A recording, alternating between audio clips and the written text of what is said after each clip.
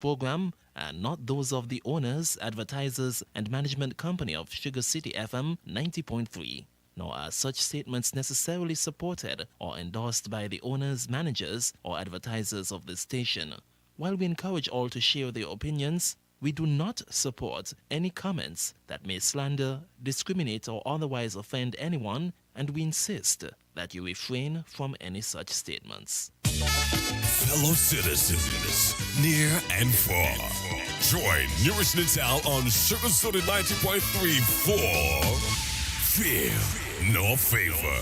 Where is man? Where is the cancer man? No runner come out for war. Tune in to 90.3 on your FM dial. Log on to sugarcityfmsankits.com or download Simple Radio app from the Google Play Store. And join Newrish Nital every Thursday night from 8 to 10 p.m. as Newrish Nital tackles the issues and take your call. Fear nor favor. Every Thursday night from 8 to 10 p.m. on Sugar City 90.3 FM.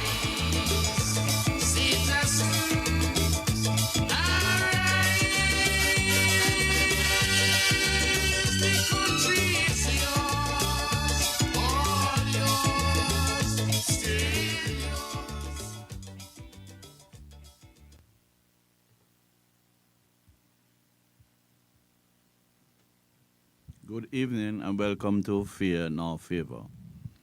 We have quite a few issues and sub-issues that I would like really to discuss tonight. And you can call in at 466-0903 to be a part of this discussion, because quite a lot would have taken place or still going on in discussions. Now, our primary school students, those in grade 6, they are preparing for their promotion exams where they would be going to the secondary schools. And I think that the system that we would have changed to, in that the students would not be streamed over at the secondary school when they leave to go over from the primary school. It is a very sad situation for us. Very, very sad situation. You have students who are actually telling you that they don't have to put in much effort in their studies because they're not going to be streamed. And when I say streamed, I mean when they go to first form, they go either 1A1, 1A2, 1A3, 1A4, 1A5, 1A6. The lower the number is the better the class. So 1A1, 2, and 3 are considered better classes than 4, 5, and 6.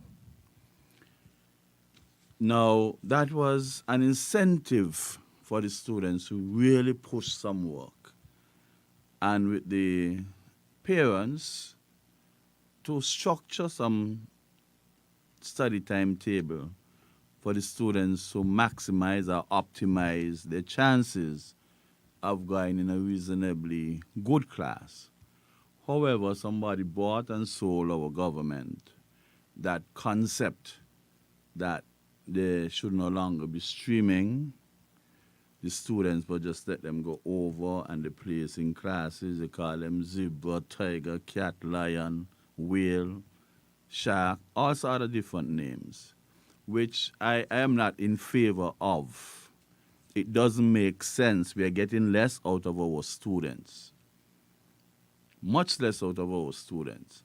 So teachers who are charged with the responsibility of getting a high percentage of their students going into a reasonable class, they no longer have that obligation.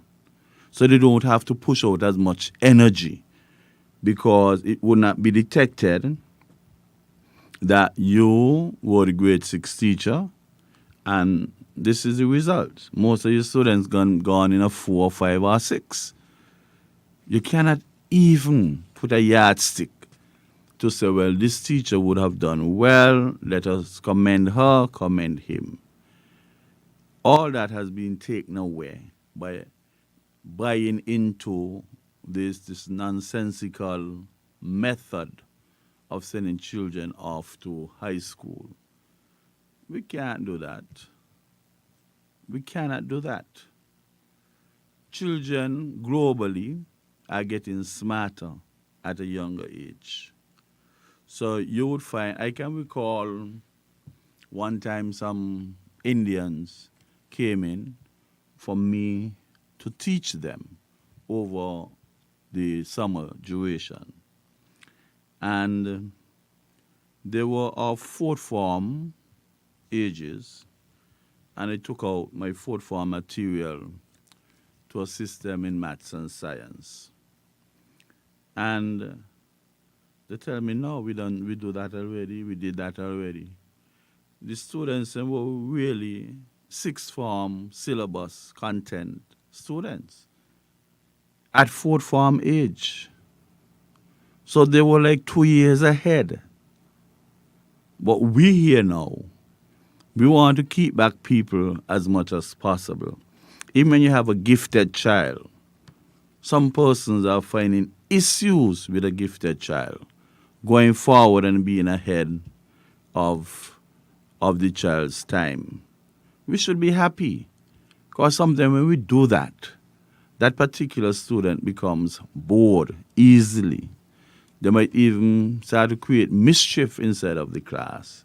They might even start to sleep in class because what you're teaching, they don't understand that long time. When other students taking a whole 60 minutes to understand a concept, they would have gobbled down that concept in about 10, 15 minutes. So they're still left with 3/4 of the time to do whatever they want to do. And we have to be mindful of those students. We have to have those students either skipping classes, meaning that instead of going from 3 to 4, maybe from 3 to 5 or from 4 to 6. We got to start produce a little more flexibility to accommodate those who learn at a much faster rate than the others. And maybe too, teachers them realize, well, this is the policy we have, so I'm going to stretch out the content as much as possible and just be on time for grade 6. I think we have to change that. Our children are getting left behind, considerably left behind. Some places you have some very young doctors, lawyers, technicians, because they were being pushed based on their capacity. And nobody born with any subjects. You're born with the capacity to do something. And that capacity would have to be nurtured. So if you're not going to do that, but just, awkwardly, just take on something that is not our thing and hoping that it would work, I don't see much sense in that. I don't even know who bought it. I have absolutely no admiration for such a concept. It doesn't make sense to me, and I think we need to change it. We need to have students pushing out the effort from in primary school. Go up, go up, go up. Everybody aiming to be in a decent class. And I also believe that the social study thing that they do in primary school, because whether or not you actually take it in school, you're going to learn about it. It's in the air. You will hear about it. Who is the Prime Minister? Dr. Terence Joe. Who was the first Prime Minister? Dr. Simmons. Who was the second Prime Minister? Dr. Douglas. Who was the third Prime Minister? You're going to learn who is the Minister of this, Minister of that. We pick up things as we go along. And I don't think that it is necessary for social studies to continue to be an integral part of the primary school syllabus. We need to do more entrepreneurial skills, teach them a little bit of economics, a little bit of accounts, a little bit of commerce. Those 3 core subjects would better prepare students for when they're moving up. Social studies, Most people don't even continue with social studies when they're going to high school. Maybe they do that because they're looking at what you call easy pass. And that is where we are suffering and have to bring in so many consultants. So many consultants.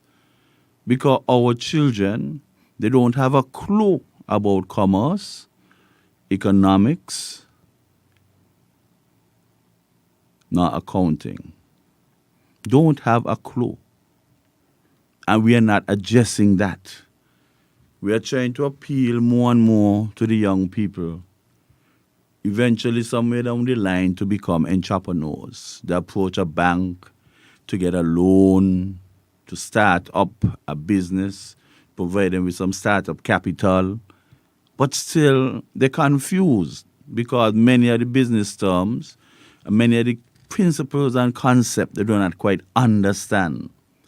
We wait too late to teach our children, our students, about the business environment, the jargon associated with it. We have to get them there. And I think that we're just a little backward in that. We're too far back in that. So even when you would have provided an opportunity for these students to get a loan by a bank, some of them don't know much. They don't know what to do with that loan. And that is why you have some persons who would have gotten loan. Because somebody helped them to put a project proposal together. And then after that, that is it. They get the business project proposal, they submit it, and it's nice. But if you were to police the execution of that, most of them drop in very, very, very short. Very, very short. And we have to start doing something from our primary school level. The social studies just got to go. I think English, math, and science, and some entrepreneurial skills, development, principles, impartation, our students could end up much better, with a much better foundation than what they would end up with leaving primary school with social studies a part of it. That is not any big-time subject. That could hardly get you anywhere. Because as you do the other subjects, certain things of society and its functioning and interconnectivity would be manifested, would come out. We need to just fix up that. And we need to bring back that competitive spirit amongst our students. We need to have them incentivized so that they can put out their best. They can put out their best to go in a decent class. We have to come better than that. Imagine somebody goes to a high school and they go up in 1A5 or 1A6. 1A5 or 1A6. They go from 1A5 or 1A6. They get promoted. I can't even call it promoted. But they move along to 2A5, 2A6. Then 3A5, 3A6. Then 4A5, 4A6. Then 5A5, 5. What is that? Why do we treat our own black people like that? A5 first form, A5 second form, A5 third, fourth, and fifth form. So no progress at all. Because we have accepted the fact that this is an A5 student. We have to start thinking about our people deeper than that. And we know we must not tell lies by keeping silent and not explaining things to parents and the students and the guardians. We're practically lying to them. What can you do out of A5? You go in A5, some teachers don't even want to teach an A3. They feel as if you're embarrassing them, you're offending them, once they do not go in a 1 or 2 to teach. And 1, 2, and 3, basically, they have the same syllabus content. 1, 2, and 3. But some teachers, they will grumble, they will attack the head teacher and deputy because they want to be on a 1 or 2. That is what we have going on in some of our schools. But if they don't even want to go in a 3 because they feel belittled and offended, which one of them want to go in a 4, a 5, and a 6 to teach? Which one of them? They see it as being belittled. And as such, even when they realize that you're being paid for this, so you have to go, they're just mechanically present. Nothing extra to inspire, encourage, to nurture the A4, A5, and A6 students. And that is awful. If you do not have a staff that is willing and able to help those students move along, then we are basically saying those students do not belong in the high school environment. And if they do not belong there, I believe it's time that we bring back the intermediate junior high school. They get a little more attention there. Even those who might not make it over to the secondary school, they can get a little bit more individual attention and they can develop and come along. A lot of them feel misplaced and maybe about it. They get break, they get lunch, they go down by the basketball city, they find a basketball or community center wherever they are, wherever the schools are. And they don't look forward to going back to school after lunch breaks and those stuff. Many of them skip classes. Then the question comes in, where are the modern day Earl Clarks? God bless his soul. Mike Harris, God bless his soul. Clement Hicks. Where are these people? Where the modern day Harrises and Hickses and Clarks? Where are they? You check people report and you see this many times absent, many times late. And to make matters even worse, some of them don't have much of a record of being absent from school because they got them at the name in the homeroom class area and then they disappear for the rest of the day. You would hear subject teachers saying that they have not seen this person for a very long time. But you're dropping off your child to school on a regular basis. You're sending your child to school on a regular, very regular basis. But when you do check, yes, you're not seeing anything under the absent column. But the subject matter teacher would not have seen some of them students for a very long time. Very long time. And most of them are skipping classes to go and smoke marijuana or get involved in activities that are not very palpable. So if you're going to miss class to go by a community center, basketball court, wherever, some isolated area to smoke up your weed, naturally you ain't going back to school because everybody would detect that. But most of them walking with a change of shirt. They change their shirt when they want to indulge because they're quite aware that the molecules stick onto the shirts and they go back in the class. So sometimes when you open the bag, you get the molecules attacking you, going down your nostrils. They know what they're doing. And they start to spray all kind of things in their mouth. And they have to understand, when you try to hide the trace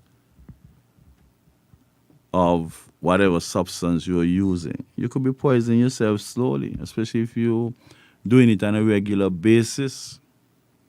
Perfumes and all those kind of things, they have in the benzene ring. And the benzene ring is carcinogenic. C6H6 is a carcinogenic aromatic ring, not because it would give you a nice odor for you to inhale and you smell good. And certain things that you use or consume differently or utilize differently cannot be used all over your body like that. There are ear drops. If you use them and put them through the mouth system, you can poison somebody. If you follow the news, you see where somebody utilized ear drops to put in a drink for her husband and kill the husband over a period of time. So it's not everything that you put within a hole in your body can be placed in your mouth. Certain things that you put in your mouth you can't put in your eyes. Sometimes you have something that they will tell you that you could use in your eye and your ear. Try to use it in your ear to soften the wax and whatever else. But you have to be very mindful that when you're doing whatever you're doing and you're trying to mask the detection of those molecules, you can be endangering your life.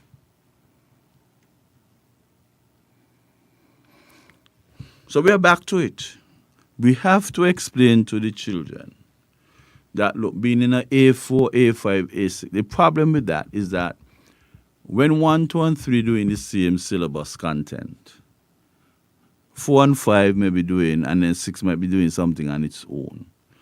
Even if you have a child in a 5 who would seemingly, quote unquote, excelled on her report, I mean, what does that indicate? You brag about, yes, she passed 8 out of 9 and 9 out of 10. I really don't even know why persons in those classes are allowed to do 8 and 9 subjects and 12 subjects. You bring down that to a comfortable 5, and you get the child doing the appropriate syllabus content so that they can do the CSEC general exam. Unless those children will be heading nowhere. From the time you're in 4 and 5 and you're doing a different syllabus to 1, 2, and 3, where the promotion would come from? Let us suppose you did that in, you did 5 syllabus, the class 5 syllabus, first form, second form, third form. Where is the space for promotion? Because such as what you're doing might just be 1/10 of the syllabus content of A1, A2, and A3. So there's very strong justification of not being able to promote you because you'll be so far behind. Yes, you have a child where the mother might seek the extra help or the father might seek the extra help.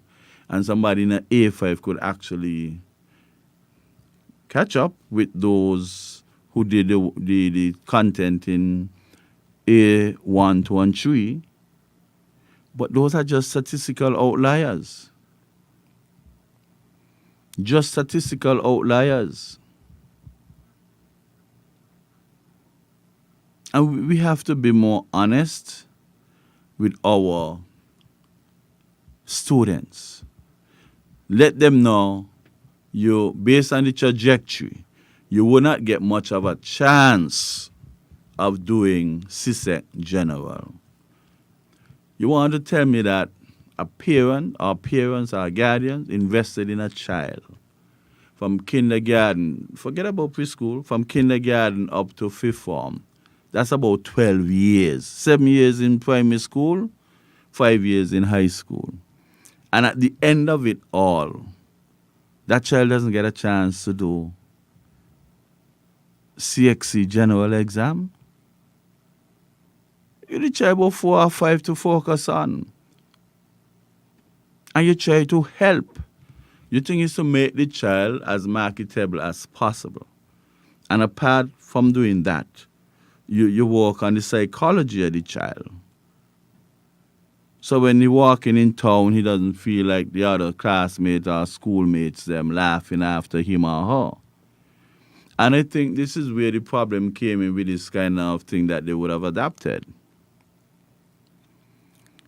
They feel that instead of having persons laughing at those in the 5 and 6, 4, 5 and 6, they're done with the streaming and put everybody in a zebra class, a sheep, a elephant, a shark, a whale, a snapper, or Miss A class, Miss B class, Miss... And you do that and you have a cook-up. The problem in there is that the slow students, we're going to take it on the extreme of the spectrum. The very slow students going to be struggling. No teacher in the right mind would slow down that much for the slowest set of students to keep pace. Those on the extreme end, the very smart ones, they're going to be kept back. So you'll be discouraging those at the top stream. You'll be overwhelming those at the low stream. I'm talking about IQ and capacity. And then you're confusing a whole class, a whole cook-up you have. So we are getting nowhere. Whereas if those of better abilities were placed together, you can have an idea when you could finish your syllabus. If those on the low section placed together, and you have specialists working along with them, you have teachers who are more patient, exhibiting Job-like faith in the students, believing in them, and not telling them you don't learn, and not telling them you're getting paid whether or not they learn. Genuinely interested, or maybe the best possible thing to do is to get those slower in a different environment. I'm not saying give up, but put them in the appropriate environment so that they can be worked on in a convenient fashion. I would have had persons who would have been in 5 and 6. As a matter of fact, there's a particular individual. He was in 1G6 at Bastia High. I worked with him, first form, second form, third form, fourth form, fifth form, sixth form, sixth form. Yes, sixth form. So just to show you that he would have left from a 6 and gone to sixth form.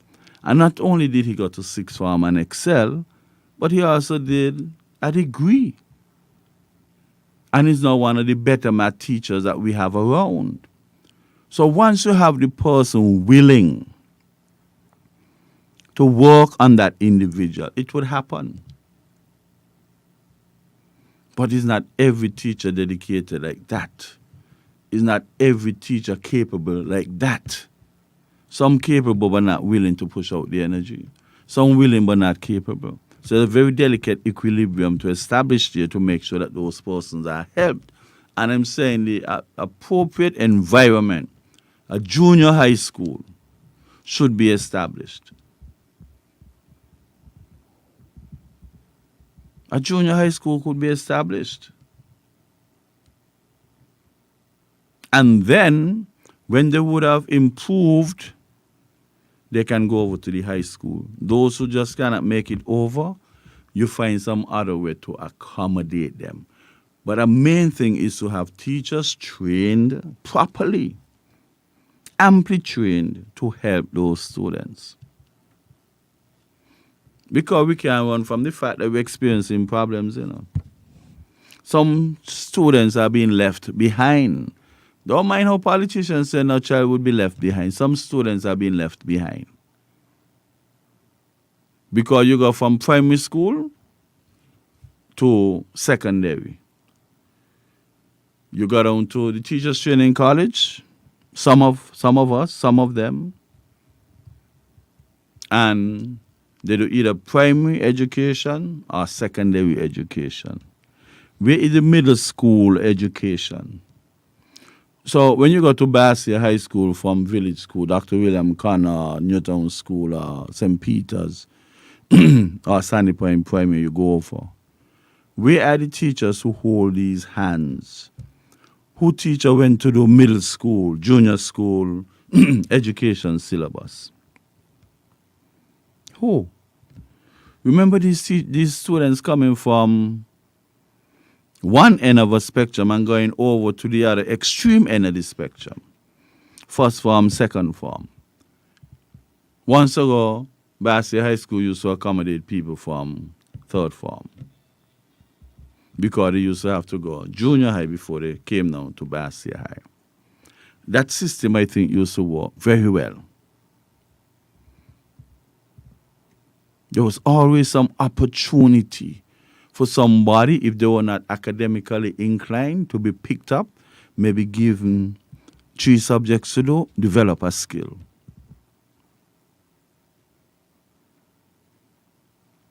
But now they're just thrown into the shark-infested waters, with teachers not trained to deal with them, and the school environment is not conducive for them to put out their best. And now the whole system is totally confused because you have a cook-up of mixed abilities. The real intelligent ones are the real those with good ability becoming frustrated, and those with less abilities are being overwhelmed. Where do we strike that balance? The balance is to reintroduce the junior high school. Unless we will forever have people being left behind.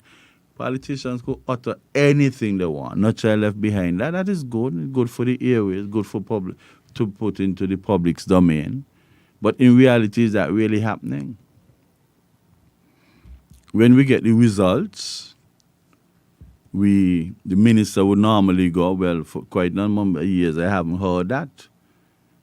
We're not getting any publication of the results for our students from the schools. Since about 2020, that was lacking. We need to get that coming back. Yes, and that will tell you how successful persons were. Some people brag about 100% pass, and in reality, what happened? 9 students to the exam, 9 pass. What about the other 30 that they didn't allow to do the exam? So it should not be 9 out of 9. It should be 9 out of 39. We have to start considering those who are not given an opportunity, because people are protecting the pass percentage rate or the pass rate percentage. You can't do that. I prefer to enter 100 students and 45 of them pass, and I see 45% pass rate up beside my name, than to enter 10 students and all 10 pass and you see 100% pass rate. Because the reality is that you would have pushed out 10 students into society to assist in the gross domestic product and future development, further studies. But I push out 45, 4.5 times more. You can't always be looking at percentage, because when you do that, you provide some persons with opportunity, because you're sure that these are the ones who are going to bring you the passes. And then you deny some persons of those that you did not push to. Might have a 30%, 20%, 40% of them who would pass if you give them the opportunity. You have to start giving people opportunity. But you can't overwhelm them, and you can't give them opportunity in areas that would not count. A lot of persons like to say, well, develop the skill set and everything. And that is good. I believe in that. But the reality is, yes, to develop a skill set. But how is society accepting your acquisition of that skill? Could you go to areas looking work and say, well, I pass this, I pass that, I have this skill and that skill? Not really. Until we learn to harmonize or bring everything in sync. You have a talent, you develop a skill, the academics, everything will be taken into consideration. Not to tell somebody you graduated from AVEC or you graduated from TechVoc and they're just looking at you as if they see a zombie. They must be given the same opportunity. Find a way to mesh them together. That is why we would have helped. The authorities then would have helped to create a stigma, a negative stigma when it comes to AVEC. And we had to face it. People used to laugh at people when they see them in the grey and white. You playing a little jaff game, and a man make a foolish play, you catch him the hawk check play. You say, well, you must see the guy AVEC. You understand? That is the kind of stigma. So now that you genuinely want people to go to AVEC, because to meet a very, very, very good institution when it comes to acquiring skills. But we have created a stigma in the past, and there must be a campaign to remove that. There must be a campaign to remove that before others could make up their minds. Yes, some would still, but you got a majority out there just do not want to be seen as an AVEC student. What can we do to do damage control over the image of such a lovely institution? How many people at AVEC get more attention than people on Tech VOC? You have people going to Tech VOC and they complain about this professor ain't showing up, this lecturer ain't showing up. And he ain't showing up for a lengthy time, a protracted period of time. So it seems as if they want you to go down there for 4 years, 5 years. They got to check the register. They have to listen to the students. They have to hold retreat and hear the people express their position. You know, many parents I talk to and they complain that the children can't get the attention that they ought to be getting because this lecture in here, that lecture in there. You're turning up at the lectures about 35 to 45% that sometimes. That's not supposed to be. That is not supposed to be. And I believe sometimes we have a wrong idea about being at CFBC as a lecturer. Even at university, a professor would have on his door office time. And those who are experiencing problems in the calculus or the bank reconciliation statement or the supply-demand curves and working out the price or something, or balancing a chemical equation or understanding a physics law, they put this stuff on the board, on the door, and you go and you see if you could schedule yourself to get like 45-minute help or 30-minute help, even an hour. The professors don't have any scheduled classes at that time. But a part of their contract, they have to find time to work with the students who need the help. And maybe, we have to insist that is done at CFBC. We have to insist that is done at CFBC. Find time. And at some of the high schools, them too. Teachers disappear when they got free periods. You have some teachers under-scheduled. Some overwhelmingly scheduled. We have to try to strike a balance. In what way can we utilize those teachers who do not have the maximum number of periods they're supposed to be having? Nobody say exhaust them. But at 75% of the time, they must be available to help those students who would need help. And even the strong ones, you might have a concept that is evading the understanding of a bright student, and sometimes they just need 10 minutes to get some clarity.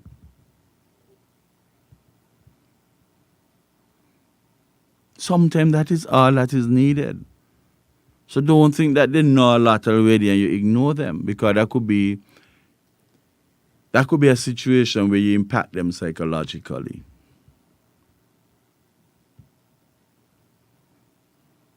So we have to work harder to get these students here at least marketable to a certain percentage.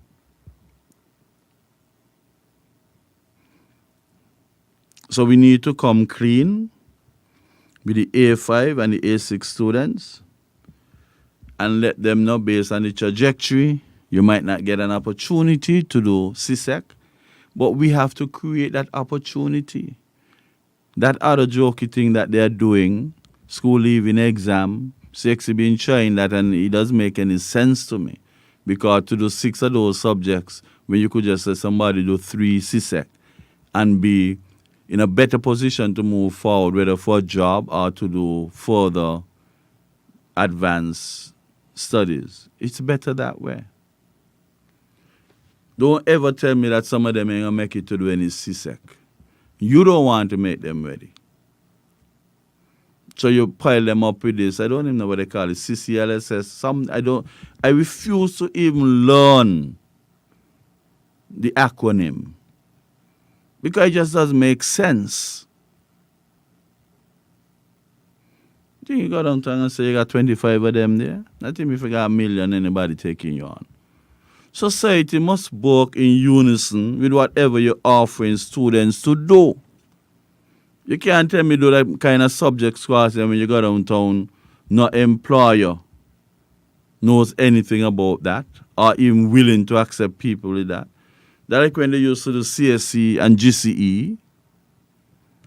GCE exam. What are you doing by CSE or GCE? CSE was the law of the two and very, very low. Something they used to try to fool you and say if you get a distinction at CSE, they consider it a 3 at GCE. I mean a C at GCE. And then they start to say they bring it on to CXE now. So they say if you get a distinction at CSE, they consider it a 3 at general. How you consider it a 3 at general? General is general, CSE, CSE. You go in town and you say, I get a distinction in CSE. You CSO? Or you just go back to the door. They'll find the nicest of ways via the euphemism to get you from in front their face. Again, with CSE, nobody want that. It's just the same thing with basic now and general. You're doing basic and they tell you if you get a 1 in basic, could be considered a 3 in general. Well, we got to start telling the truth to our students. Because much as you want them to believe that at least you leave school with something, what sort of foundation that represents? How can it catapult you anyway? We got to be honest with people. Very, very honest. And even to touch on these CSEC things that would have been happening, people thieving paper and doing all kind of things. We got to come better than that.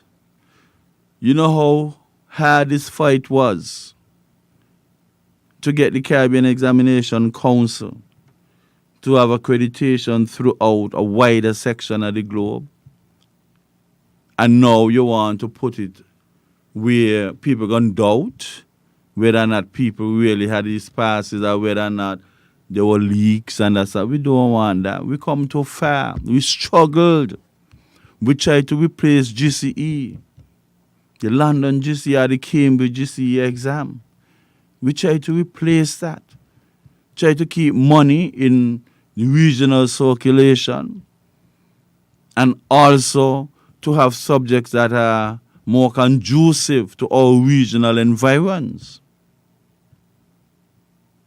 than to have those Cambridge people dictating the content of the syllabuses that they had. We came home. We're proud Caribbean examination area. Now some people are going to mess up everything. I mean, when I see that reading, it really pains. Why would we want to do that? Man, if you ain't prepared for an exam and you get a 3, you know why you get a 3. You know your circumstances. People don't know your journey. They can't really blame you for the outcome. But you got people who got 3s and are better students than persons who got 1s. The person who got a 3 might have had home issues, health issues, just could not get the focus together. But that doesn't say the person who got a 1 was a better student. I would tell you I've been teaching for years. Persons who got 3 sometimes way better than the student who got 1s and 2s. You can't give up on somebody. Sometimes you're trying to explain a particular concept and a person might not grab it, absorb it as early as you would like them to. But it might just be particular to the one topic, you know. You have other topics where the person will just take in that day so quickly you can't believe it's the same person. So those non-judicious judgments could really cause you to leave a child behind because you have created a perception within your mind that the student is weak. You have to fight. I used to like to tell teachers, give me the academic debris. Those that you would have piled up on the academic debris heap, give me them, send them by me. I wanted to teach this gentleman so badly. He told me I'm going to be wasting my time if I was playing, oh, Jesus. He can't learn. He has been in prison for over 30 years. And I said to the then superintendent, I might be standing up, but I'm kneeling on the inside. Give me an opportunity to teach you, gentlemen. He said, up to you, waste of time. And I took my time and I taught that guy. Yes, there were some challenges. It wasn't silky smooth, but then he ended up with English, maths, accounts, POB, economics, and human and social biology. 6 subjects. When they told me he couldn't do anything at all, and as a matter of fact, he got a distinction, I think, was in economics. How many people are scrabbled with economics? And I consider that maybe very close to my biggest achievement in my lifetime, my entire lifetime. One of my biggest achievements. I like when people discard, I take up and try to make something out of it. You need to have faith. I believe that teachers were born and not got on by the teachers training college to be made. Teachers are ready-made. If you're not ready-made as a teacher, you'll have to put in a lot of work. The attributes would be challenging for you. The patience would now being translated or transformed into faith. Because the younger generation especially, they have so many distractions. So many distractions. And you have to get your creative ways to put across stuff. It's just not the old conventional way. You have to get your creative ways. You have to learn as you go how to become a better teacher. So the more you teach, the better teacher you become. You need that creative way of doing things. And that is why you have some teachers who would never be considered teachers because the attributes are lacking and they do not want to work on some of them. All they know is that their money is show at the end of the month. Because it's not like they're out there running blocks and you say you have to run 1,000 blocks today to get DP. There's no DP. You could try to put over a concept to students and you fail miserably. And you try the next day, you fail miserably. Matter of fact, you could fail for an entire month in your attempt to put over a concept properly to people. But yet your pay is sure. No guarantee you could put over the concept properly. But there's one guarantee, that your pay is sure. But persons with conscience will try to develop themselves. You must have a conscience and know where something is lacking. Especially at the primary school level. Primary school level teachers would have to be respected a lot. You have some of them, they're short. Some of them don't like science, they don't understand science. Some of them short in maths, and that is just some noise associated with them. To be a primary school teacher, because you got to teach all 4 subjects, the language, art, the science, the maths, and the social studies, you have to be a little bit more rounded. And that is why some students coming from some schools at a particular juncture might be behind in the math performance. And I think that it is high time that we get specialists to go around from school to school to school to teach that maths. It is inevitable that these maths performances come up. You could get somebody, Mr. A, you can check him. He goes to village school from 9 to 11. He goes to Detbe from 12:30 or 1 o'clock to 2:30. Another day he gone to St. Peter's Primary, Newtown Primary, Molyneux Primary. Instead of having teachers at some, especially grade 5 and grade 6, grade 4, 5, and 6, you get a specialist early, things would work out. And that is why it is so difficult to be a primary school teacher. Some people feel like it is easy. It is not easy. It is easy if you're going to not have a conscience in delivering the content to the students. At our secondary schools, most teachers will teach one subject. You're a math teacher, you teach maths. English teacher, you teach English. You might have some with a little better dexterity, and you put them to teach 2 subjects. You might have somebody teaching chemistry and physics, chemistry and biology, biology and physics, or even English and EDPM. You know, sometimes what is amazing to me,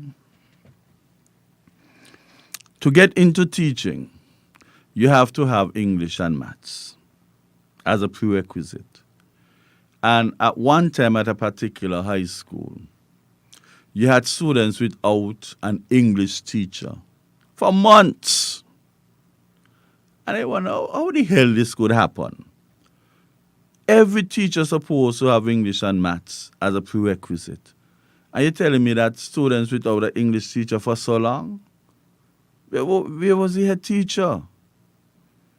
And being a head teacher don't mean that you got to sit down in the office on a throne. You got to get up sometimes and fill the void. No school was ever supposed to have students without an English teacher for so long, when English was a common factor amongst all teachers who are teaching at the school. You tell them to teach chemistry or physics or accounts. It's English, which was required.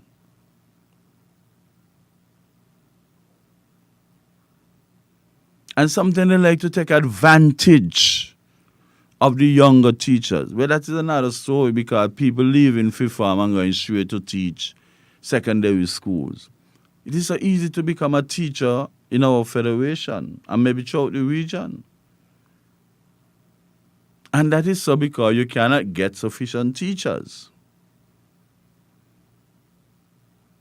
So they're struggling. Some of them got to teach people maybe even older than them. Some people start from fifth form at 16. You got some people in fifth form, 17, 18, and maybe even 19 sometimes. And that is where the little confusion would come in.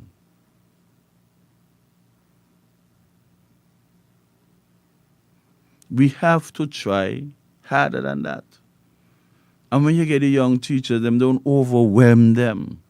Remember, they're still in the embryonic stages.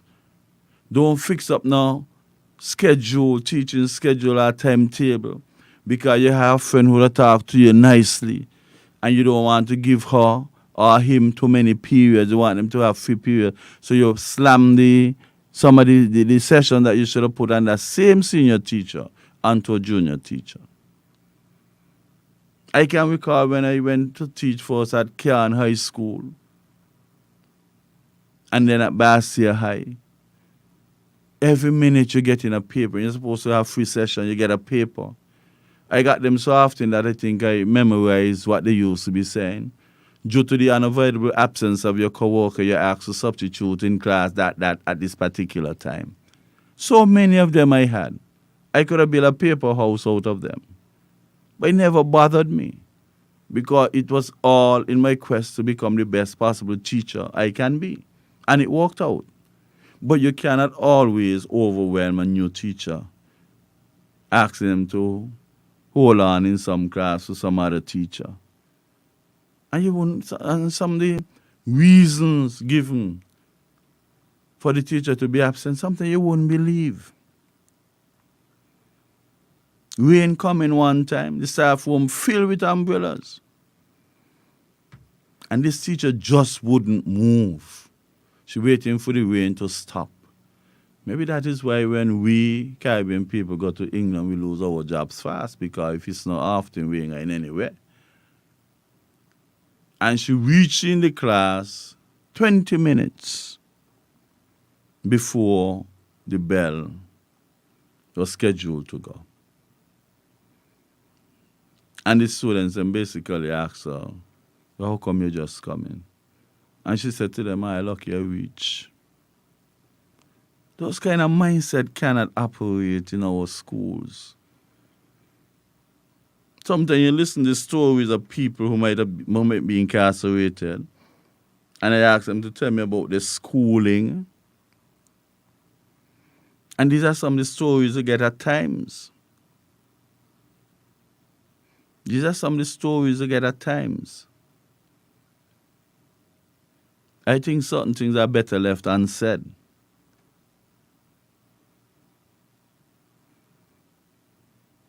We have to do what we have to do. Sometimes certain things were meant to be punishment for you, but you use them as construction material. Let us take a break and come back. Fellow citizens, near and far, join Newrish Nital on Sugar City 90.3 for Fear Nor Favor. Where is man? Where is the cancer man? No runner come out for war. Tune in to 90.3 on your FM dial. Log on to SugarCityFMSaintKitts.com or download Simple Radio app from the Google Play Store. And join Newrish Nital every Thursday night from 8 to 10 p.m. as Newrish Nital tackles the issues and take your call. Fear Nor Favor every Thursday night from 8 to 10 p.m. on Sugar City 90.3 FM.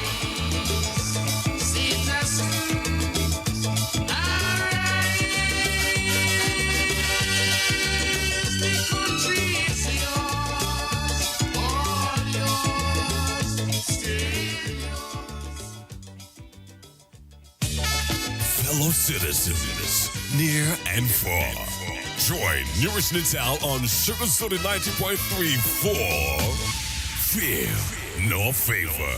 Where is man? Where is the cancer man? No runner come out for war. Tune in to 90.3 on your FM dial. Log on to SugarCityFMSaintKitts.com or download Simple Radio app from the Google Play Store. And join Newrish Nital every Thursday night from 8 to 10 p.m. as Newrish Nital tackles the issues and take your call. Fear Nor Favor every Thursday night from 8 to 10 p.m. on Sugar City 90.3 FM.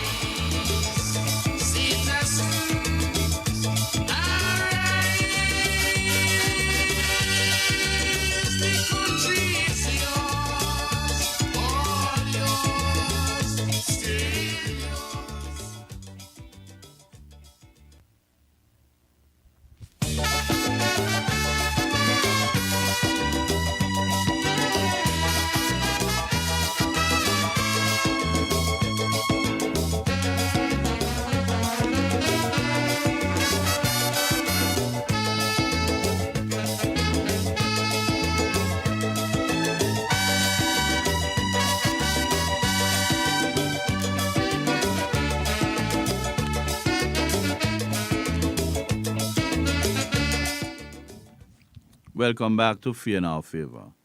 And there's a reality that we have to face as Kititians. A harsh reality.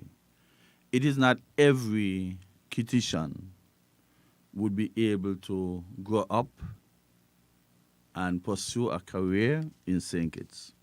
Not every Kititian can make it in St. Kitts. And we have to understand that.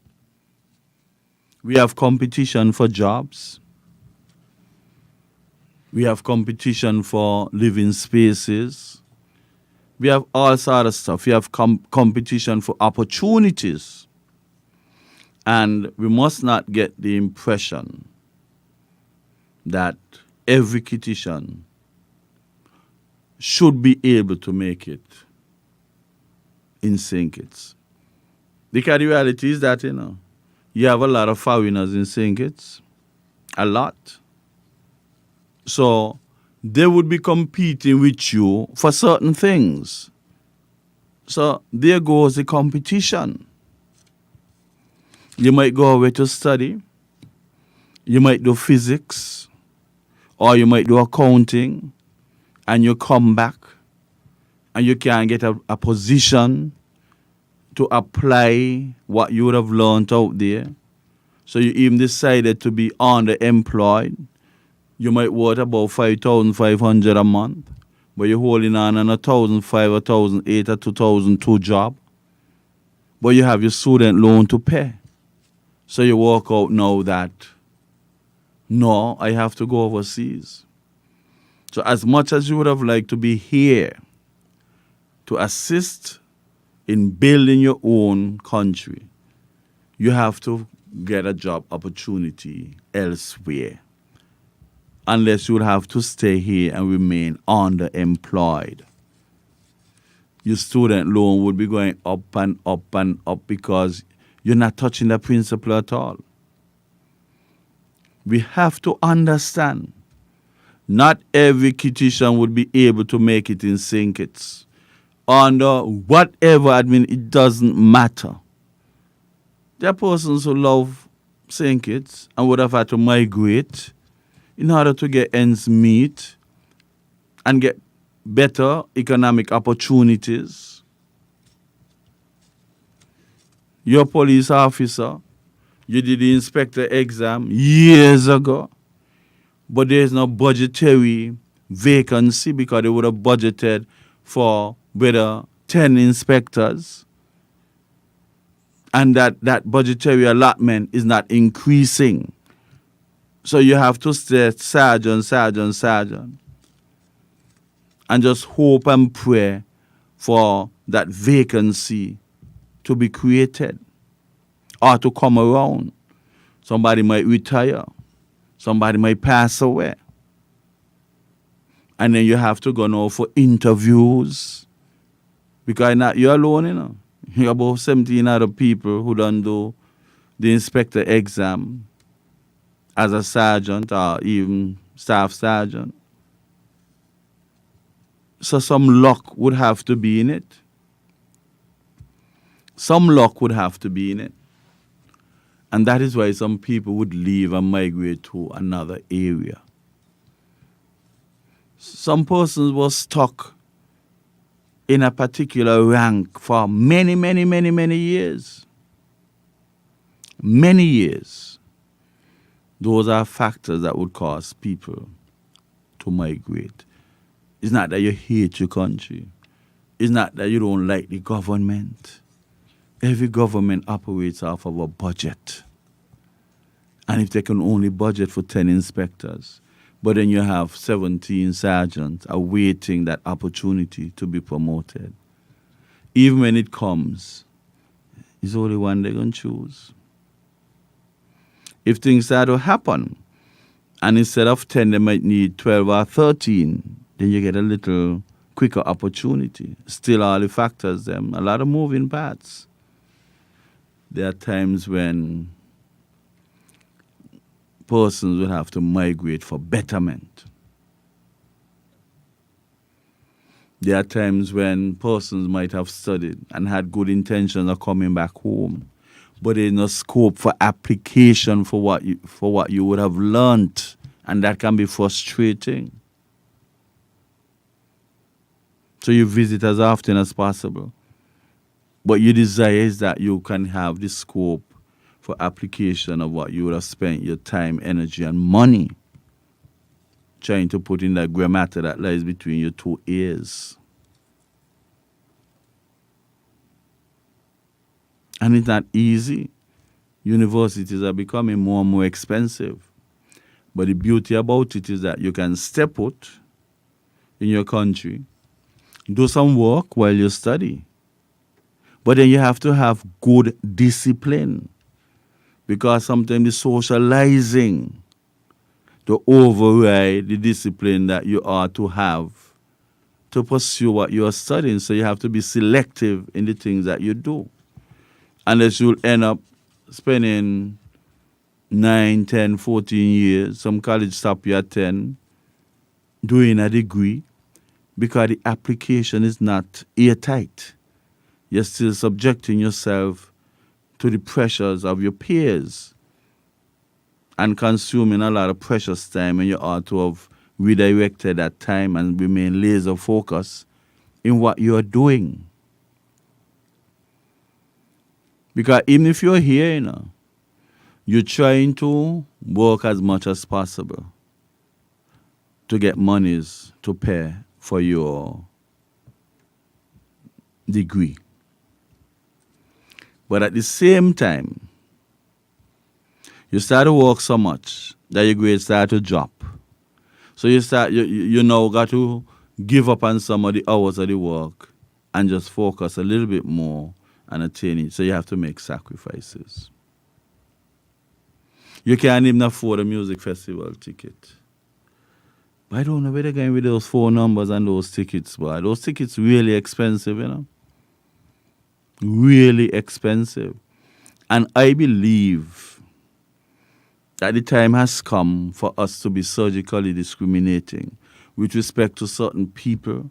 Just like how you work out that, well, if your salary below 3,000, you get the 500, and that is another story that need resolving with the urgency of now. That you get the 500, I believe when you go for a ticket, there should be a batch of tickets given to persons. But just like how you got the pap list, you could even use that and say, but you can't afford to pay the full price, so we give you at 60%. You don't have it in place already, you know who getting what. Well, you can't police it, because you might give that person the ticket for $60. They might go and sell it for the full price, make a little profit, and don't even attend. That's like how some people that sell the complimentary tickets. But we got to start doing things surgically. We have to discriminate. And the discrimination must play in favor of the poor man or the poorer ones. I talked about that already. We have to surgically discriminate in favor of the poor. Now, let us go back to the studying and the fact that tuition fees would go up and up. The fact that you might not have to pay economic costs because you can do it from here. All those things are nice to put in the mix of keeping down your expenses. However, whenever you get a student loan, that used to be like, it could be a noose around your neck. Student loans are very, very difficult to pay back. You pay and you pay and you pay and you pay. At the end of the day, when you say, boy, I don't be paying for some years now, let me go check in and see what the balance is. But you'll be surprised that the principal has not even been touched.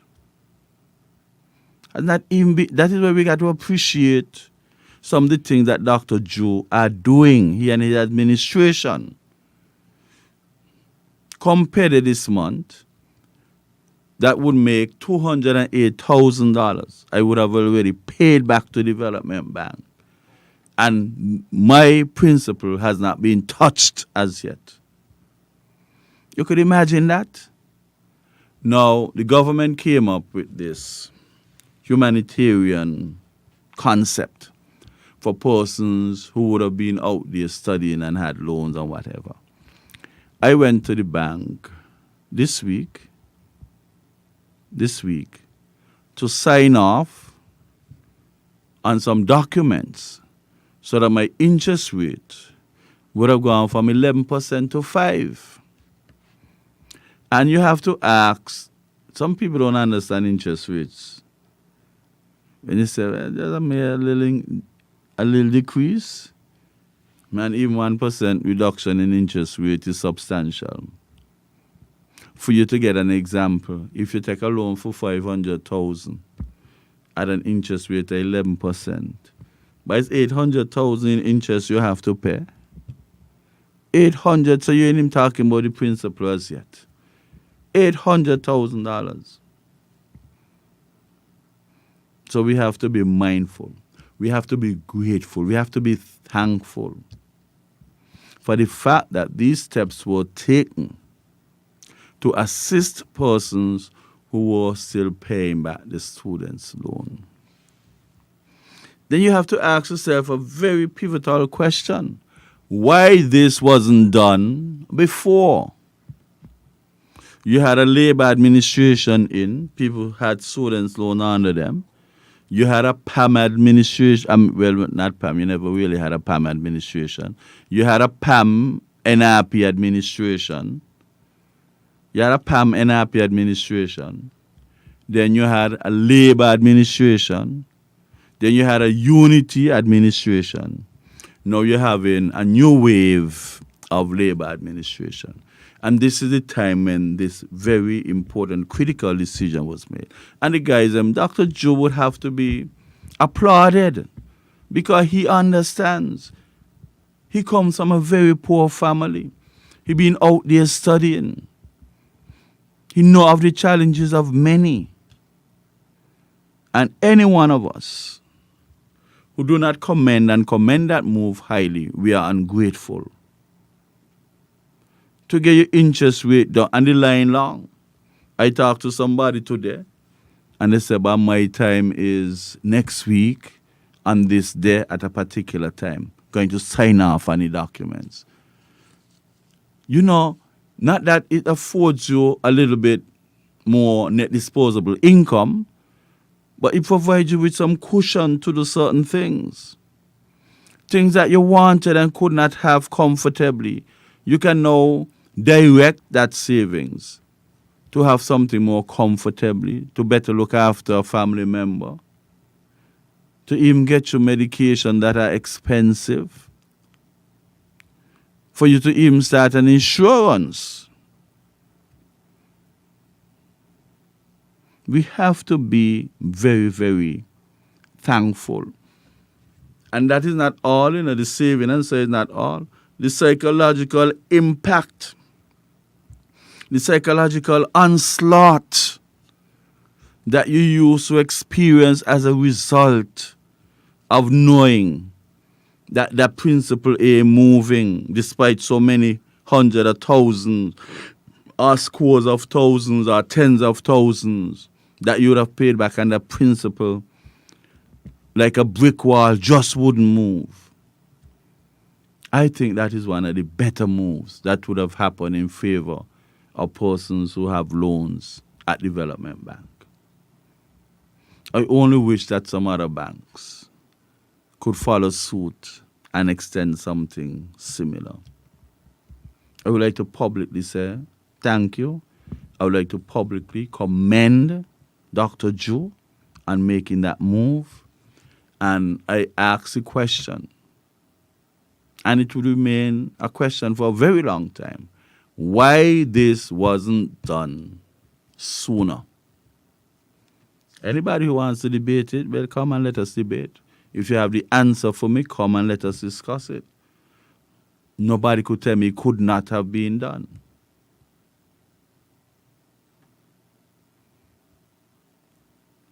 We must give credit where credit is due.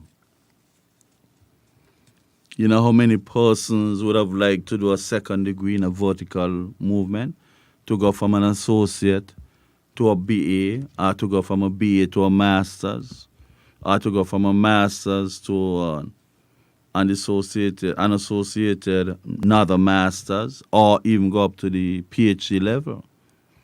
But the space wasn't there. The mindset wasn't there. The financial capacity wasn't there.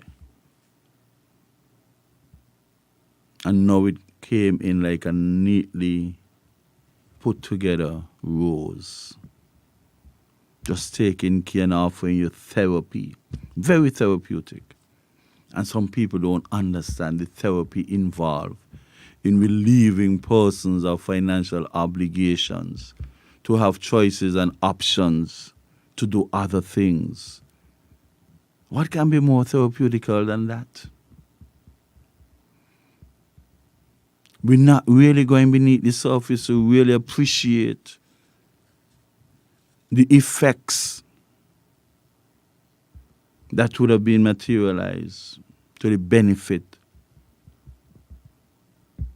of persons who are paying back loan. Don't care how you don't like an individual, because not everybody can like Dr. Joe. Some people might like him or might not like some of his ministers or junior ministers. But regardless of that, you have to appreciate something nice when it is done. We cannot run from that. And just like when things are not going good, you blame the gentleman, which is good because you can delegate responsibility, but you cannot delegate accountability. So you're correct. But you have to also remember that he has a cabinet of ministers. And whenever he comes out, there might have been some back and forth, and some would agree, some would dissent, some would whatever. But you have to remember that decision collectively represents the decision of all. So when you give him the glory, you have to give the others the glory as well. And likewise, when you're beating up on him, you got to beat up on the others as well. He's not a dictator. It was done from within a cabinet of ministers. So when you give him a lash, you have to give the others a lash too. Maybe not of the same intensity. You might not want to use a cat o' nine whip and give him 9 for his 9 ministers of government. So you take off one, 9 of them take off one, and you give each person a little lash when you're ready to lash. When you're ready to give the glorification now, to show your gratitude, then comes out the umbrella. And everyone is placed under it. We are happy for what has happened, and we would like to publicly say thank you. Now, something for years would have been taking place. The water situation in Keon. Now, we have to discuss that. We really have to discuss that. I left teaching at Keon High School to become an estate manager. Teaching was paying $690 a month. You don't care what subjects you had, only $690 you could have gotten. And then they offered much more than that for the position I went on the estate to occupy. And I wanted to save quickly and come go university and everything. And I was stationed at Spooners. Used to work Spooners, Brighton, Hermitage. I was charged with the responsibility of Spooners and Hermitage. Mr. Richards was charged with the responsibility for Brighton. And Mr. Lake was the overall supervisor of both of us. I have never seen a drop of water came from that pipe. No pipe at all in the house. My water used to come from a tractor parking up with a tank every single day. They would come for it in the morning to take it back out into the fields. Not a drop of water. And this was in the 80s. So can you imagine You still have that problem plaguing the people in the Keon area. Man, that is not supposed to be. And all administrations, prior administration, would have to carry some blame for that. And if the current administration is not moving as expeditiously as possible, they too would have to shoulder. So, I mean, all the engineers we have, we just cannot come up with a reasonable solution to give care on people out in that area there a little better treatment with respect to the water. We understand promises were always made with wells and everything else. But when would these promises be materialized? And that is why I'm saying we don't have money down here to pump into any geothermal project at this juncture. All efforts, charity begins at home. I know some of you will say it's one. Yes, it is one. Yes, it is one. We play cricket, St. Kitts versus Nevis.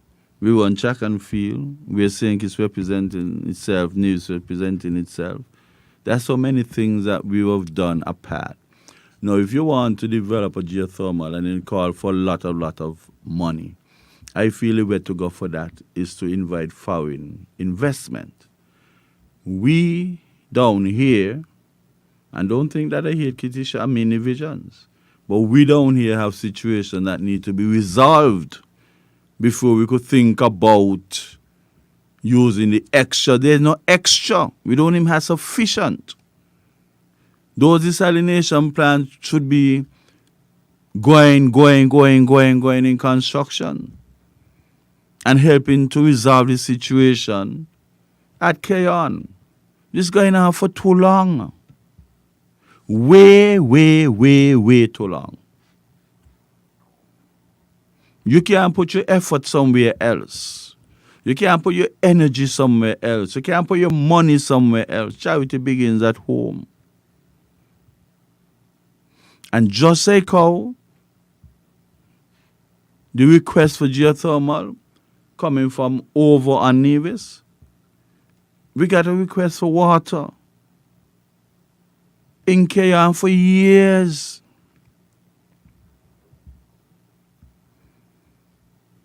People can't even cry.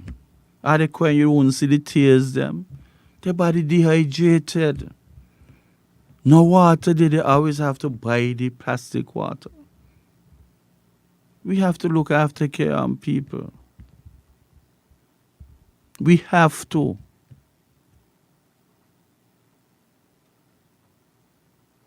Those desalination plants would have to come. And of course, desalination plants come along with high usage in electricity. So now there's a balance to be had. So we now might have to establish the wind farm. So if we got to establish a wind farm to produce electricity, to run the desalination plant, where we get extra from to invest elsewhere? Where? People, charity begins at home. We have home and we have closer home. And when we are comfortable and would have sorted out those people who are really depending for so many years to get a steady flow of water, then our attention can be turned elsewhere. I'm not saying 100% must be placed here on St. Kitts. I'm saying put in 80%, still keep the 20% interest on the geothermal. But the reality is that the federal government cannot handle geothermal. It calls for foreign investment. How much sacrifices would have to be made if we are going to go full-fledged into putting scarce money into the geothermal. But I say high school is still to be built. You got children up there in Foul Cup for the longest while. People fainting, poor ventilation. People telling their parents they don't want to go back to school. The room them too hot. A fan is in the room and it's on the teacher. We just can't continue for so many years. No Bastia High School. Where we get extras from? There's no extra. We don't have any extras. Not at this juncture. Molyneux Primary School, still there to be rebuilt. That big falling out we had between explorers and the teachers and everything from Molyneux Primary School up in the explorers building. That could have been avoided.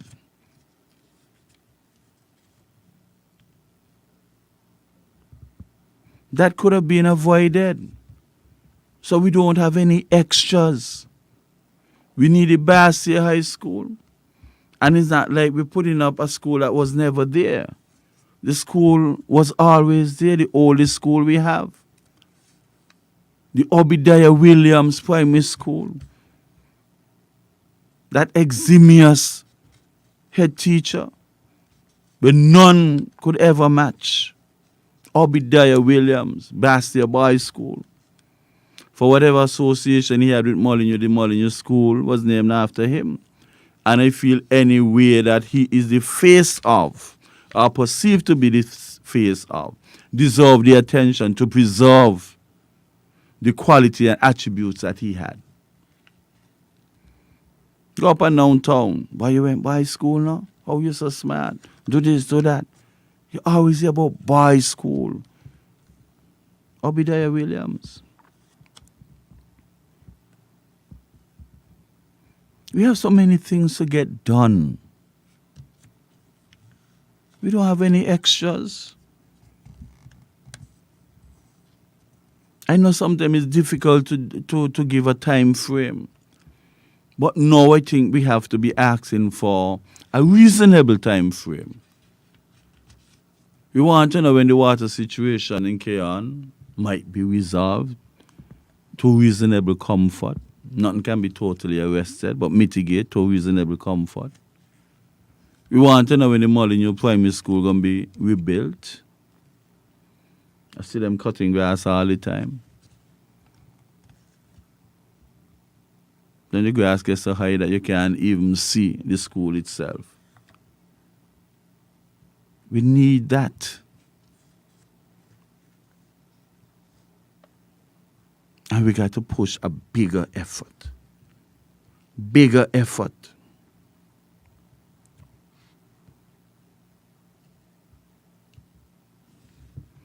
Somebody might not like the narrative, but we got to be fair. And children at Bastia are suffering. And some of them would have gone into groups or gangs, if you want to call it, as a result of not wanting to go to the school. Not being comfortable at the school. We can't hide that. We put out the results and everything sound nice. High percentages in accounts, POB, EDPM, chemistry, physics. That's good. But what about the high percentage of those who did not do the exam? Those who were not attending school? But the truancy officers to go down by the basketball court and see how many of them will be down there during school time. They got to get up and do their work too. Unless I can't to think the bandit factory, they'll be guilty of producing bandits. We have work to do and we have to do it.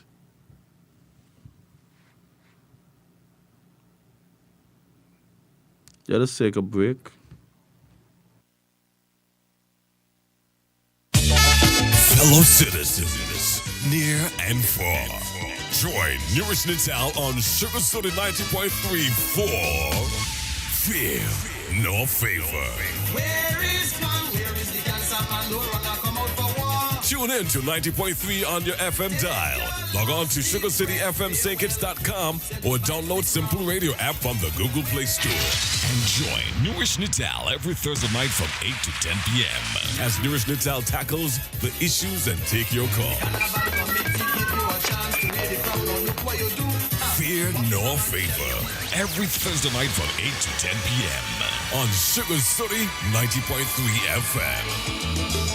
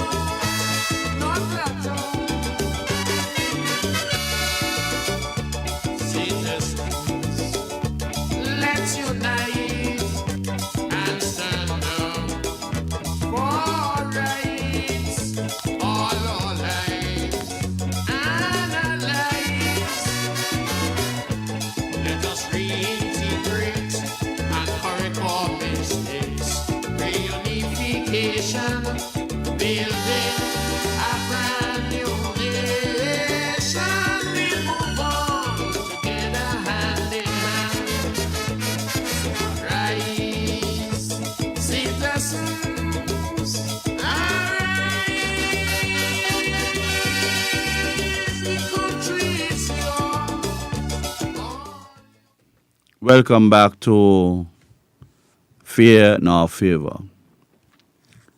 Now, we have a situation where I think family planning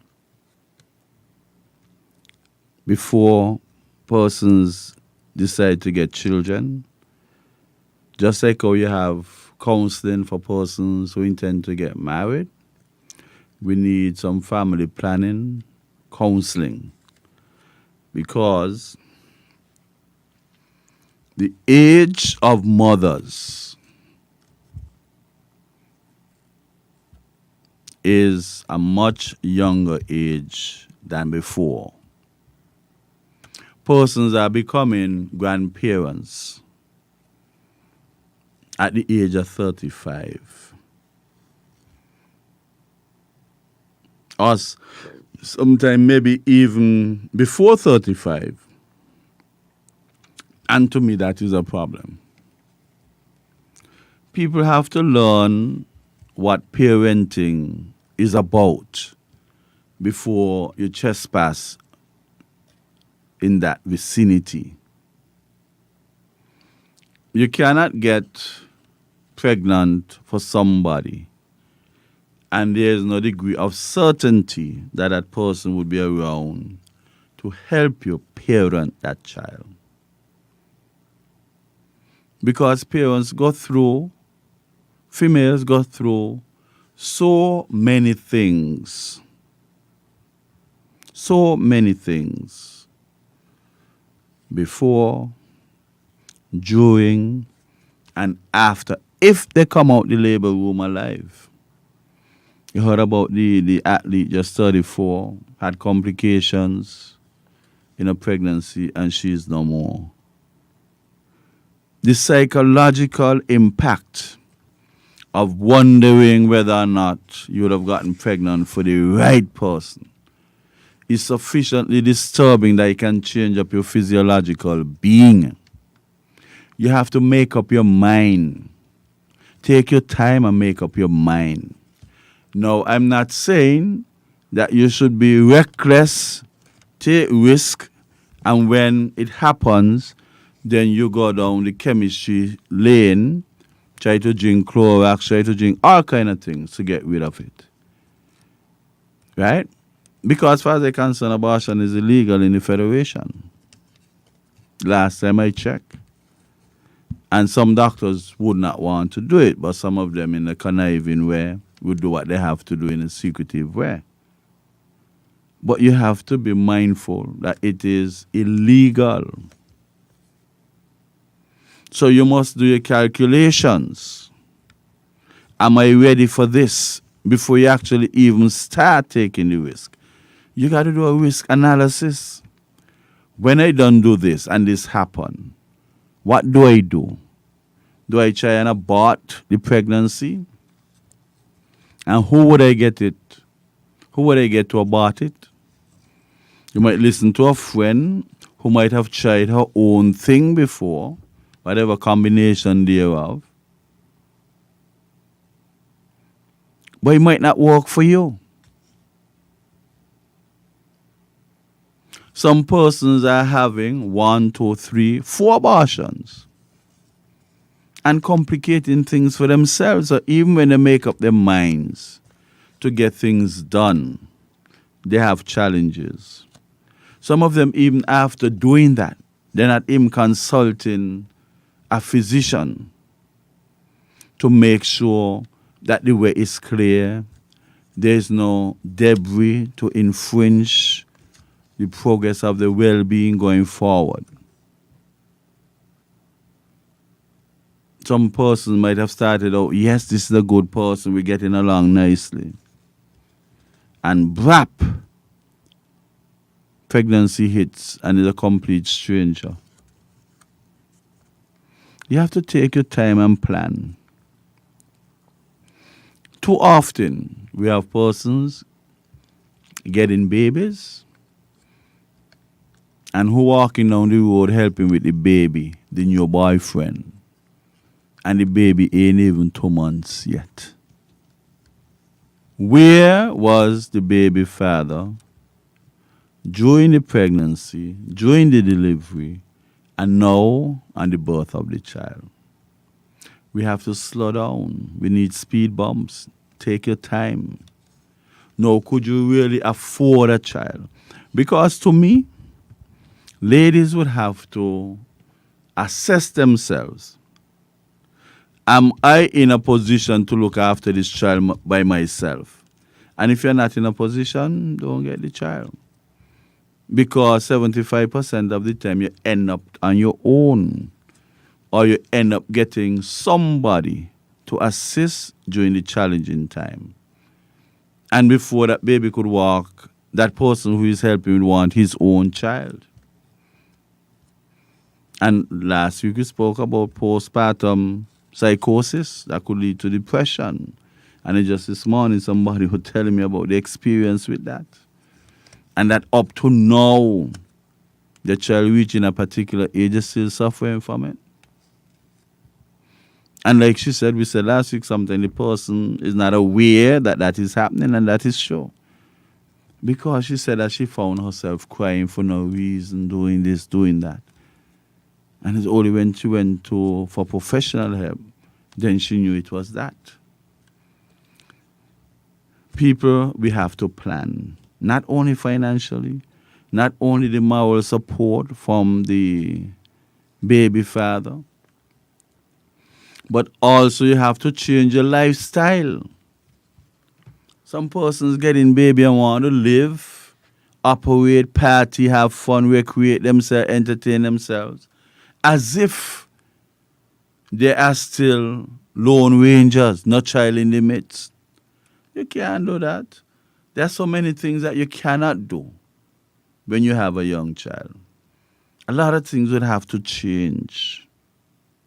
A lot of things would have to change. It all starts within your mind that I am now a mother. I am now a mother, and I have to understand that I'm 100% obligated for caring for this young human being I just brought into this world, regardless of the circumstances. A man could run up and down the place. There's no place for a woman to run. You're healthy and strong, your child right in front of you. You're not feeling well, the child right in front of you. You ain't got the money to buy food, the child right in front of you. Don't care what, the child would always be seeing the mother. Where a father could run when a mother cannot run away. We can't party that much. We got to become more conscious. We got to be consciously aware of the changes that we have to go through. And you must first spend on your child. After your child come your health. And once those things in place, you can start considering other things based on a preference scale that you would have recalibrated. Your child's health must come first. And yours must come second. And psychologically, you have to be there. You can't go over the internet crying over some man. Crying? Me backside. How you going to spend time recording yourself crying, begging somebody not to leave you?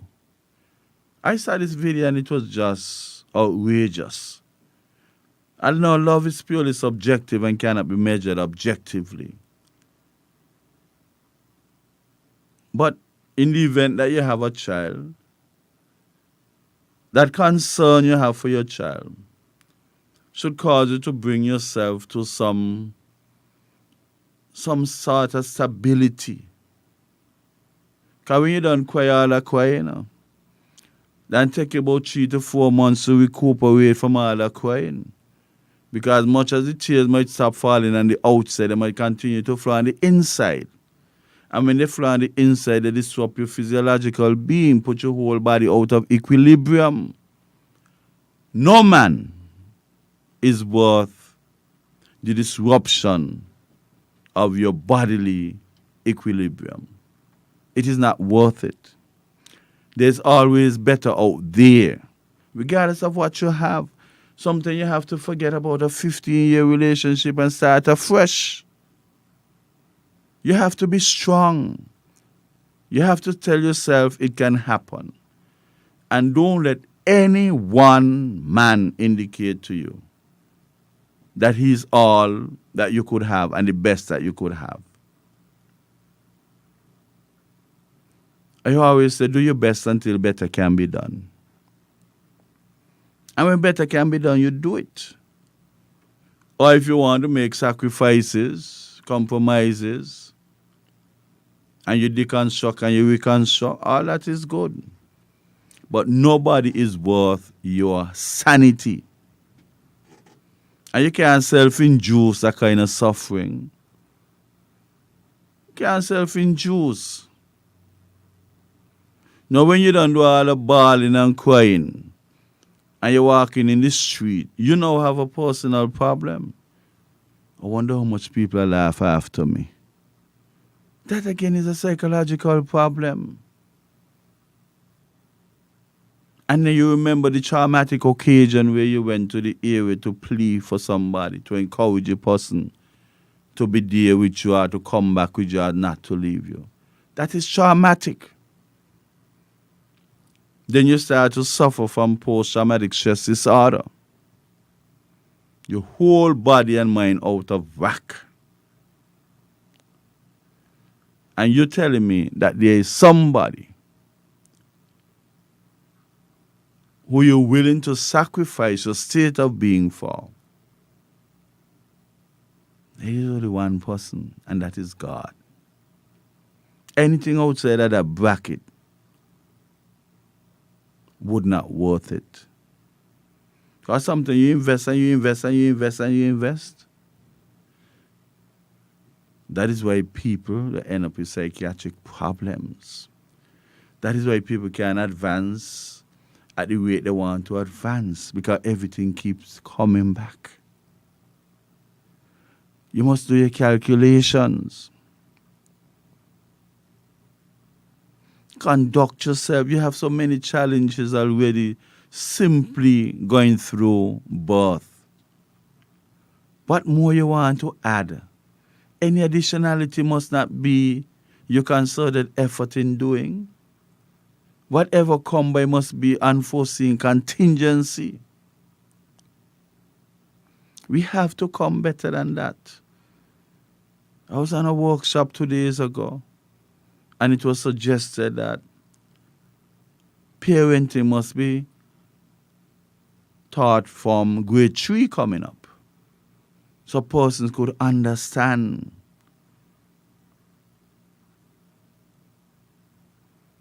It was a very, very good suggestion. Introducing parenting in schools from as early as grade 3 in primary school. Mr. Blake, Teacher Blake, is the one who made that suggestion. I said to him there could be a counter side, however, that if you're teaching somebody to become parents and get good attributes at being a parent, they might well want to become a parent earlier than they should. You know, just to develop a debate. I've been learning this thing since in grade 3. By the time I'm 13, 14, I'm ready for a child. I know how to look after the child. I know what parenting is all about. So there's the other side of that. But the reality is that might just be a statistical outlier. It might not materialize to that, even though there's a real probability of it happening. It must just be something. And regardless of what you do, there'll always be situations where you'll have the outliers, meaning it doesn't follow the trajectory, the normal trajectory, or the normal way things happening. The problem is having people accept, in some cases, that they are now parents. And it doesn't just go for the females. It goes for our entire country as well. The male must understand that he is now a parent. a female must understand, but with more sensitivity, that she's not our parent, she's not our mother. We have to wake up to those realities. Government must now understand that parenting takes two persons. So when the mother is permitted to go on maternity leave, the father likewise must get leave from work, paid leave.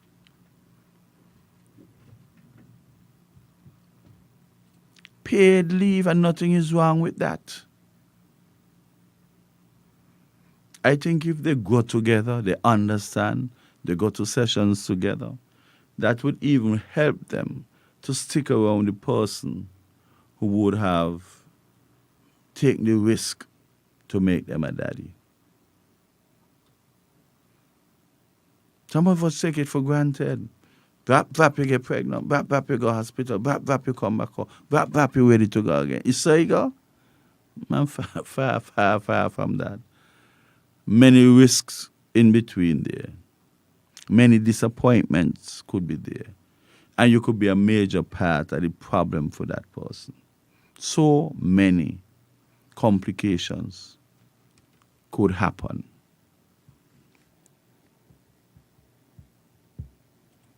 You'll have to cut out some spendings. The 7 and 8 rounds you stand on by the bar, at least 6 of them should have been going home in Pampers. 6 of them. And to me, we have a kind of system, very awkward, and doesn't really lend support to mothers most of the time. You have to carry somebody to court to get child support. Okay, nothing wrong with that. The court will say you $100 a week. That's about $400 a month. And if you got in about 5 Saturdays, $500. I don't know how far $100 could go for a child, especially a young child. I really don't know where $500, $400 a month to go. Maybe we got to ban Pampers from coming in, go back to diapers, and put the father them to wash the diaper them, put them in the Clorox and make them look bright white on the line. Because they feel like dropping off money, that is all. Sometimes money is not really the issue with a mother either. Sometimes it's the moral support. Come take the kids them to the playing field. Come sit down and help them with their homework. There's a drawing to be done. Help. We have to really come full circles. Come full circles. And the court system would have to make some adjustment in helping the females. Okay, you're giving you $100 a week. Nothing wrong with that. Okay, come summer, July, August, and piece of September. Children, they want to be a part of a camp. They want to go beach for picnic. They might want to go for a ride somewhere, a drive somewhere, go to Newrish, come back, go somewhere for a little vacation. And you're telling me that $100 a week, I can't even pay the taxi driver for taking out the bag them out of your vehicle. What make it even worse is that school about to resume. The child would have outgrown. You know, a lot of children grow a lot over the summer. The child would have outgrown shoes, pants, shirt. Plus, there's a need for a new set of books, textbooks and exercise books, geometry set, a whole bags. A school bag sometimes costs $275, a bag that can last. Because if you buy them for $75, you might got to end up buying 4 of them in one term. 4 times 75 is about $300. Where if you buy this strong bag for $275 or $310, it lasts the entire school year. But unfortunately, the money doesn't come in time for the mother to buy a $310 bag. So they have to buy 4 bags that can last 1 term or 2 terms, and then they got to go buy another 2 bags for the other half of the school year, or the other third of the school year. I think that court order should be, if you're giving $100 a week for the month of July, August, and September before school open, or even after school open, you double up on that. So it should be $200 a week for every week in July, August, and September. There the mother can be provided with some cushion to shop for school items. And the school shoes them too expensive. $700 and something for a pair of shoe. $600 and something for a pair of shoe. $500 and something for a pair of shoe. I believe those places that sell at those prices, some kind of concession could be given to them to bring in school shoes. No school shoe should pass $275 a pair. That can't be right. No school shoes. And you're assuming that a person has one child. What about when they got 2, 3, and 4 to outfit? Those places that are selling shoes taking advantage of parents and guardians during the month of August and September. They're overpricing. When you ask for a discount, you can't get it because they're already discounted. How the hell are you supposed to know they're discounted? It's convenient for you to say that because that is business strategy. But there's no truth in if you really to go and check the papers, the documents. And I think that we need to pay attention to school items and school shoes. Maybe the government might just have to open a place that sells school shoes.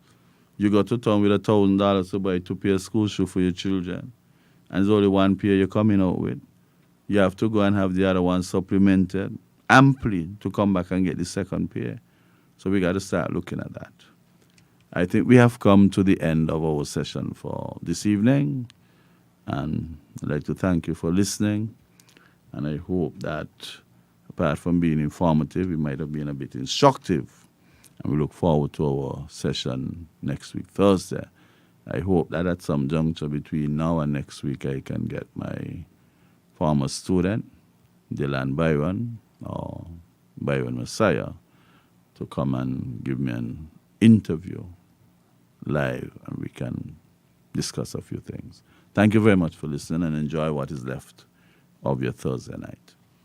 The opinions and statements made by the host and participants in this program are not those of the owners, advertisers, and management company of Sugar City FM 90.3, nor are such